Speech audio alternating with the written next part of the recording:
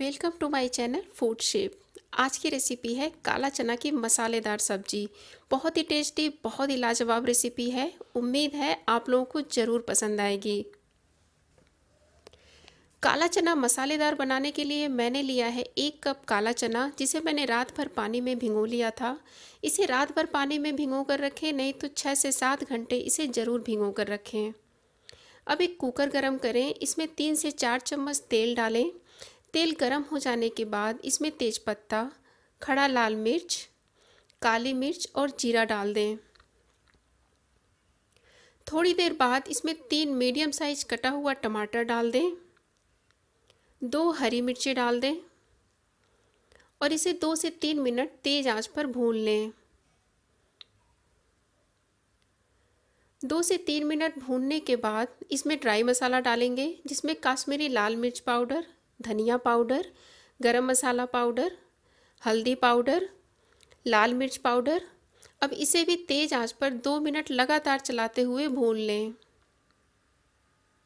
2 minute भूनने के बाद इसमें भीगा हुआ काला चना डाल दें। स्वाद के अनुसार नमक डाल दें और इसे अच्छी तरह मिक्स कर लें।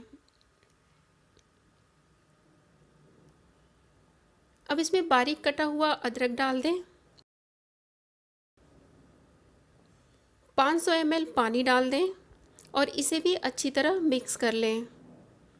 अब कुकर का ढक्कन लगा देंगे। 20 से 25 मिनट इसे मीडियम फ्लेम पर पकाएंगे। करीब 25 मिनट बाद मैंने गैस का फ्लेम बंद कर दिया था। अब कुकर अच्छी तरह ठंडा हो गया है, तो इसे खोलेंगे। देखिए, एक बार चेक ज़रूर कर लें कि चना अच्छी तरह गला है कि नहीं।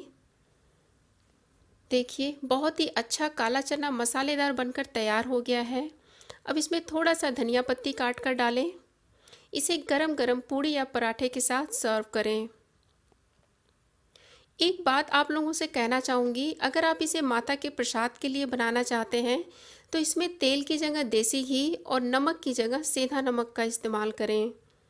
तो उम्मीद है आप लोगों को रेसिपी ज़रूर पसंद आई होगी।